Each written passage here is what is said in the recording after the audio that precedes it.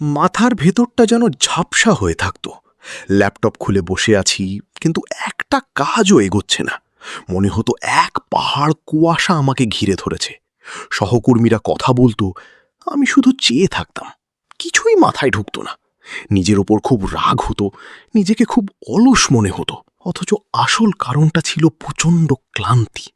একটানা কাজের চাপ আর বিশ্রামের অভাবে মস্তিষ্ক আর সাড়া দিচ্ছিল না। এরপর আমি একটু থামলাম, নিজেকে সময় দিতে শুরু করলাম। স্ক্রিন টাইম কমালাম, ঘুমের সময়টা ঠিক করলাম, আর সাথে অশ্বগন্ধা ট্রাই করলাম। ধীরে ধীরে মনের সেই কুয়াশা কাটতে শুরু করলো। মাথাটা আবার আগের মতো পরিষ্কার হলো। এখন কাজে মন বসে। দিন শেষে অদ্ভুত এক শান্তি অনুভব করি। নিজের জন্য একটু সময় নিন, কারণ আপনি ঠিক না থাকলে আপনার চারপাশের কিছুই ঠিক থাকবে না। পুষ্টি এবং পিওর, ওষুধে নয়, খাবারেই ফিরুক সুস্থতা।